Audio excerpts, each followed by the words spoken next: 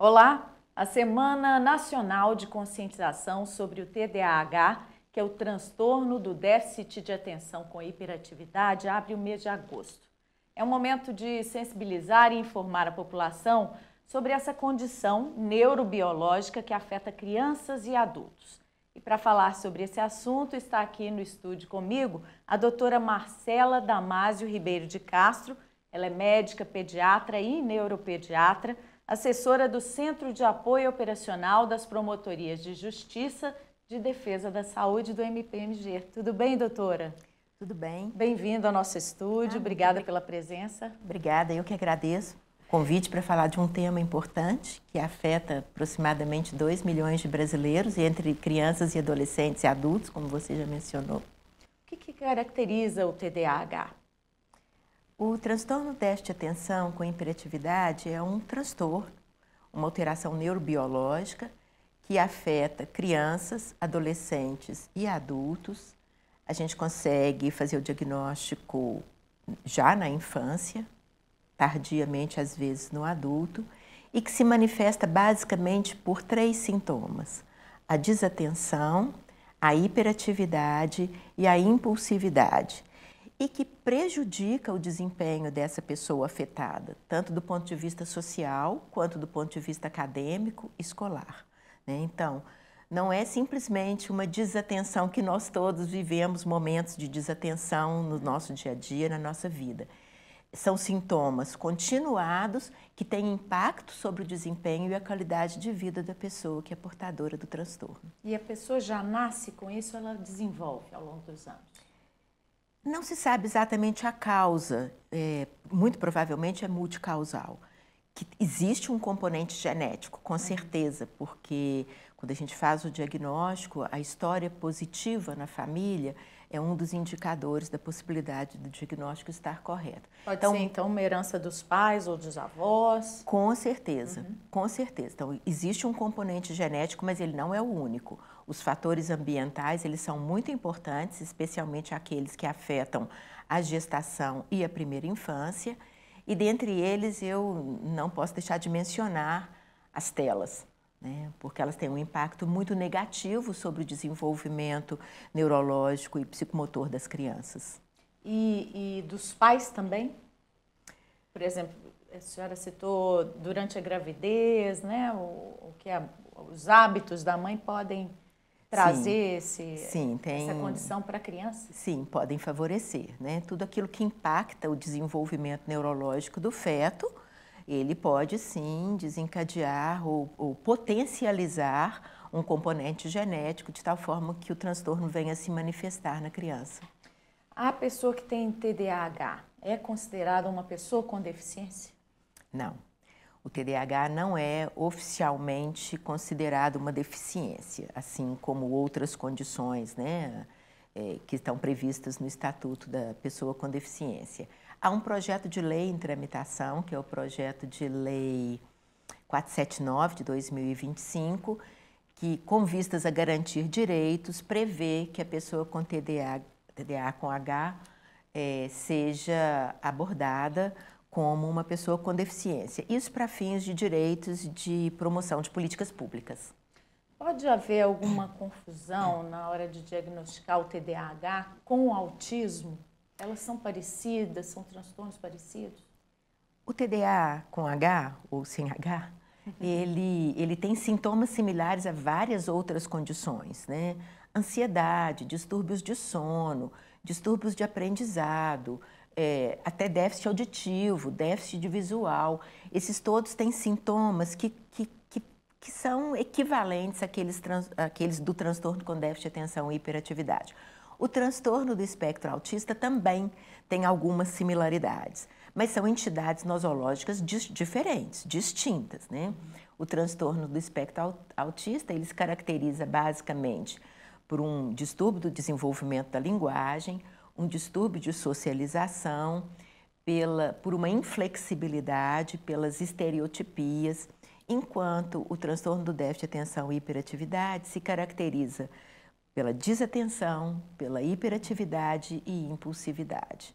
E então, aí um profissional médico especializado é capaz de diferenciar. Sim, e esse diagnóstico diferencial ele é importante porque as abordagens são diferentes, né? E para que o paciente se beneficie, ele deve ter aquela abordagem correta. A senhora está insistindo muito em falar TDAH ou com H, né? Qual que é a diferença aí? Pode ser com hiperatividade e não? Sim, essa é a classificação mais recente. Quando a gente fala em TDA com H, a gente não fala em graus, a gente não fala em níveis, né? Como é no transtorno do espectro autista, o nível 1, nível 2, nível 3 de suporte. No TDA com H, não. A gente classifica em função daquele sintoma que é predominante no indivíduo. Essa classificação já está muito bem estabelecida no CID-11. Então, os subtipos do TDA com H são aquele onde predomina a desatenção, então é o TDA, aquele em que predomina a hiperatividade e a impulsividade, é o TDAH, e aquele combinado, onde a gente tem a desatenção e a impulsividade e a hiperatividade, que é o TDA com H. E a gente tem, então, uma legislação já voltada para atender, né, para melhorar a assistência, as condições para essas pessoas que têm o TDAH? Não, uma legislação não tem. Tem a Lei 14.420 de 2022, que criou a Semana de Conscientização para o TDA com H, que já é um movimento no sentido de alertar para o problema. É um problema abrangente, afeta mais ou menos 2 milhões de brasileiros, particularmente as crianças, e já chama a atenção da sociedade, dos gestores, para a necessidade de implantação de políticas públicas que garantam a essas pessoas o acesso às terapias que têm um impacto muito positivo na vida, mitigando os efeitos danosos do transtorno. E seria necessária também uma educação especial, assim como o autista e outras pessoas com deficiência recebem na escola? Não, eu não diria educação especial, não. A abordagem do TDA com H, ela é multidisciplinar. Então, é muito importante que as famílias e a escola criem rotinas que favoreçam o aprendizado, que favoreçam a socialização, que apoiem essas crianças e adolescentes e adultos também, porque o transtorno ele se manifesta majoritariamente antes dos 12 anos, mas num percentual, aproximadamente 30%, ele se alonga para a idade adulta. Então, tem a abordagem da escola e da família nessa criação das rotinas, um estilo de vida que favoreça, que produza bem-estar nas crianças, então, atividade física, as atividades artísticas. Tem a abordagem das terapias, psicologia, terapia ocupacional, eventualmente uma fonoaudióloga, uma psicopedagoga que vai ajudar a criança nesses obstáculos que ela encontra na vida acadêmica e, finalmente, o medicamento. Né? A gente tem basicamente 2 linhas de medicamentos, estimulantes e aqueles que não são estimulantes. Então, cada paciente, na verdade, vai receber um tratamento de acordo com a forma como o seu transtorno se manifesta. Varia de paciente para paciente. Quando é que surgiu o conceito do TDAH e se estabeleceu um diagnóstico exato? Essa é uma condição que já é conhecida há muitos anos, né? Ela já está prevista no CID-10, mas foi o CID-11 que iluminou. O CID é o código, né? O Código Internacional das Doenças. O CID-11, que já está em vigor, é uma publicação da Organização Mundial de Saúde. Ele está muito bem alinhado com o DSM-5, que é o Manual de Diagnóstico e Estatística das Doenças Mentais. Ele classifica já hoje e estabelece os subtipos e, mais importante, alerta para a importância de um diagnóstico precoce e da abordagem precoce do transtorno. A gente começou a falar sobre isso e as escolas alertarem pais sobre, né, sobre alunos que têm essa condição há muito pouco tempo, né? Eu acho que a sociedade tem recebido informações há pouco tempo, mas os profissionais não. Eu trabalhei no SUS durante muitos anos e já há muitos anos atrás a gente recebia essas crianças para o diagnóstico. Eu diria que o grande gargalo é garantir a essas crianças, adolescentes e aos adultos também, o acesso às terapias que possam intervir na evolução do transtorno. E isso é muito importante.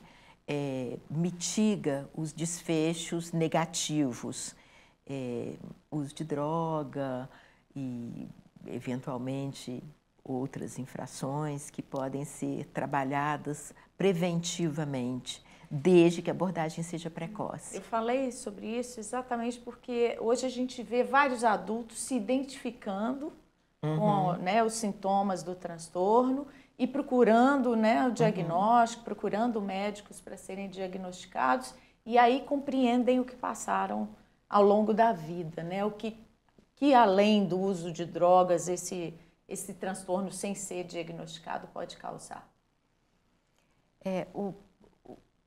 A hiperatividade, a impulsividade, elas prejudicam demais as relações sociais. Então, essas crianças acabam sofrendo muito preconceito nos ambientes que elas frequentam. E isso, obviamente, tem um impacto muito negativo no desenvolvimento da psique da criança e do adolescente, né? Há também o prejuízo acadêmico, e isso acaba repercutindo nas profissões, nas escolhas, no sucesso profissional. Então, tem muito impacto. Precisa ser abordado precocemente para mitigar. É importante que toda a sociedade tenha uma abordagem acolhedora com relação a essas crianças, que as escolas saibam identificar e encaminhar, que o diagnóstico seja preciso para que não haja também o diagnóstico excessivo, né? Porque são várias as condições que podem produzir aí alterações no desempenho acadêmico e cada uma tem de ser diagnosticada e abordada como tal.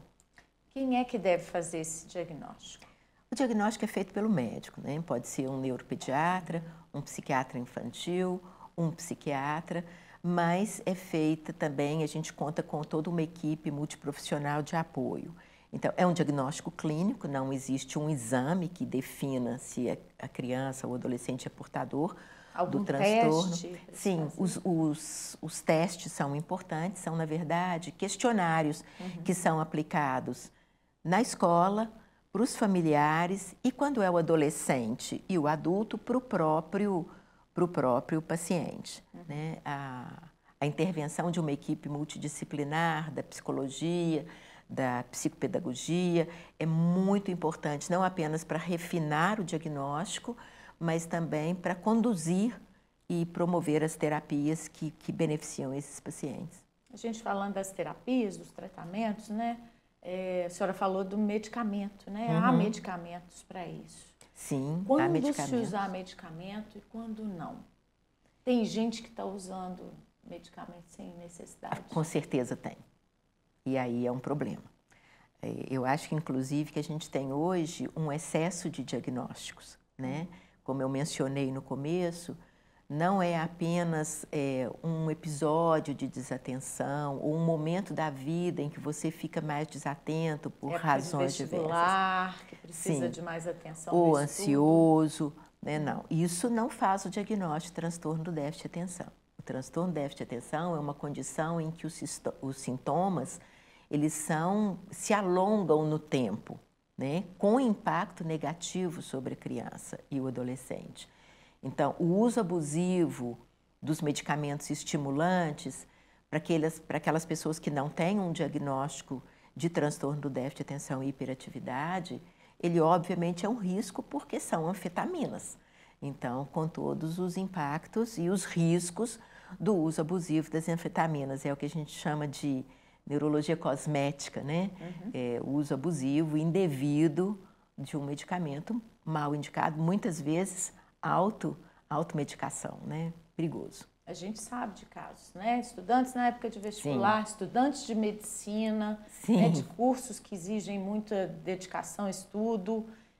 O que isso pode trazer a longo prazo? São anfetaminas. O uso abusivo de anfetaminas pode eventualmente até produzir um óbito, né? Existem diversas maneiras da gente estimular a memória e atenção, levando uma vida mais saudável, com atividade física, com alimentação adequada, com sono de qualidade, que substituem, assim, de forma muito mais benéfica a pessoa que quer focar, que está vivendo num momento que precisa focar, do que o uso indevido de drogas. Vamos falar agora sobre a semana, né, de conscientização. Quando é que ela foi criada? Como que foi criada? A Semana de Conscientização foi criada em 2022 por uma lei, a Lei 14.420, e o objetivo realmente é sensibilizar a sociedade e os gestores para que sejam acolhedores com essa pessoa, porque essa pessoa se beneficia de um ambiente acolhedor, né? E para estimular os gestores a promover políticas públicas que garantam o acesso às terapias, que são, em suma, a grande chave do tratamento dessas crianças e desses adolescentes. A campanha adotou símbolos, né, para representar o TDAH, ajudar nessa conscientização. Quais são eles? O que eles significam? O símbolo mais importante é o do lacinho alaranjado, né? A cor laranja, ela significa energia, criatividade, alerta.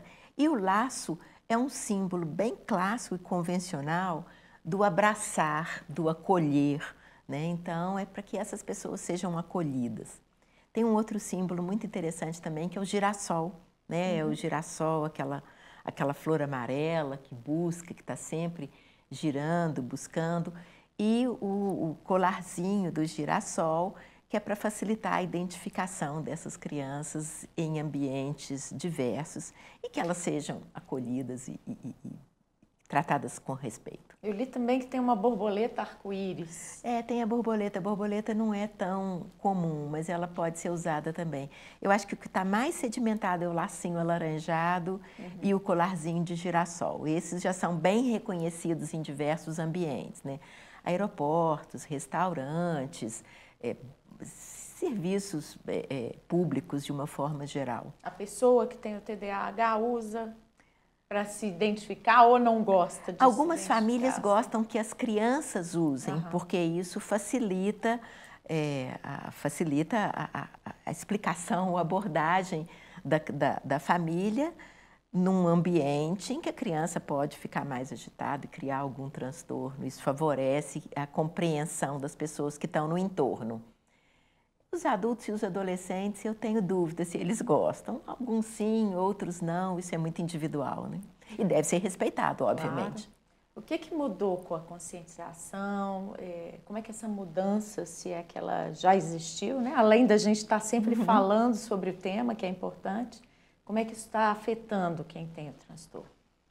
Eu acho que à medida que a sociedade compreende a diversidade, e a diversidade, obviamente, a gente está falando de uma forma mais ampla, não apenas do transtorno do déficit de atenção com hiperatividade, mas inúmeros outros transtornos, a diversidade, quando a sociedade compreende que somos diversos, que somos diferentes, que temos valores, que temos e que todos podemos contribuir para a sociedade de formas diferentes, e ela se torna mais acolhedora, isso potencializa o desenvolvimento do potencial que todo ser humano tem. Então, eu vejo com muito bons olhos essas campanhas, porque elas abrem espaço para o diálogo, para a discussão, para a compreensão, para a redução do preconceito e, portanto, gera um bem-estar de uma forma geral na sociedade, quando somos capazes de identificar o diferente, de acolher o diferente. Isso beneficia não apenas o diferente, beneficia toda a sociedade. Diminui os conflitos, gera paz, gera bem-estar. As escolas, né, rede de ensino, tanto particular quanto pública, está sabendo lidar com essas crianças e adolescentes que apresentam transtorno? Eu diria que esse é um processo de capacitação. À medida que essas questões passam a ser mais prevalentes na sociedade, passam a ser mais discutidas, há uma demanda para que os profissionais se capacitem. Então, há sim um movimento no sentido de capacitação. A gente está num processo, isso é um processo, né?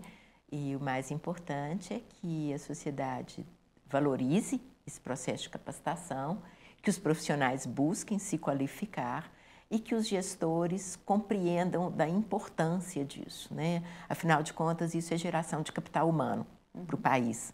E nada mais importante para um país do que capital humano. Identificar os potenciais e investir no potencial. E investir na saúde nada mais é do que investir no potencial, no capital humano de um país. Como é que pais têm reagido à informação de que o filho pode ter o TDAH, quando a escola, por exemplo, chama os pais para informar, para conversar sobre isso? Eu acho que num primeiro movimento é buscar apoio, buscar ajuda e buscar as terapias que podem ajudar essa criança. Esse é o primeiro movimento. Mas tem havido receptividade, assim, quando, olha, seu filho pode ter TDAH, como é que... O diagnóstico é feito por um profissional, e esse profissional, eu diria que é um profissional raro, né? A gente não tem um número grande de profissionais, tanto na rede pública quanto na rede privada, né? O neuropediatra é uma especialidade de formação muito longa, muito complexa, então a gente tem um número assim pequeno para atender a demanda, que tem sido uma demanda crescente. Qualificar esses profissionais, de fato, é uma política pública necessária. E valorizar essa formação, né? Isso é muito importante. E também não apenas o profissional que faz o diagnóstico, mas o profissional que provê as terapias. Então, o psicopedagogo, os psicólogos, os terapeutas ocupacionais. Qualificar o profissional é muito importante e precisa de investimento. Precisa. Como é que o MPMG tem trabalhado em prol dessas pessoas com TDAH? Eu acredito que o MP, através das suas promotorias de defesa da saúde, tem um papel muito importante na monitorização das políticas públicas, né? Garantir que os gestores valorizem essas questões, invistam nessas questões, se mobilizem para que haja capacitação e que cada criança, cada adolescente, cada adulto que tenha um diagnóstico já bem firmado, que ele tenha acesso, que o direito ao acesso seja garantido, né? Dentro de um tempo razoável, eu diria, de um tempo razoável, né? Você pessoalmente tem trabalhado nessas ações do Ministério Público como assessora, né, do CalSaúde? A gente tem trabalhado em muitas ações no sentido de promover o acesso a serviços que representem qualidade assistencial, que representem saúde, acolhimento, né? O CalSaúde tem projetos e políticas voltadas exatamente para isso, para a garantia do acesso e da qualidade do serviço que é prestado, porque não adianta ter acesso, é necessário que o serviço tenha qualidade para que ele produza o resultado que a gente deseja. E o movimento é sempre do Ministério Público em direção ao serviço de saúde, ou o serviço de saúde tem pedido apoio? Eu acho que em algumas situações a gente tem boas parcerias com os gestores, né? Minas é um estado muito grande, com muitos municípios, obviamente, quando você tem um estado com mais de 800 municípios, você vai ter gestores e secretarias municipais de saúde mais ou menos dotadas de pessoal especializado e com capacidade para conduzir esses processos, mas a gente tem trabalhado relativamente bem com a Secretaria Estadual de Saúde e com muitas secretarias municipais de saúde. Mas o papel do Ministério Público, a gente não pode esquecer que ele tem um papel de fiscalizador e de acompanhar e monitorar. Então, acho que é uma conjunção aí. O protagonismo na elaboração das políticas deve ser do gestor, mas o Ministério Público tem um papel importante no estímulo, na fiscalização, na monitorização. E como é que nós, cidadãos, podemos contribuir para essa conscientização, para a melhoria das condições, né, para essas pessoas que têm TDAH? Eu acho que a sociedade, ela tem aquilo que ela busca, né?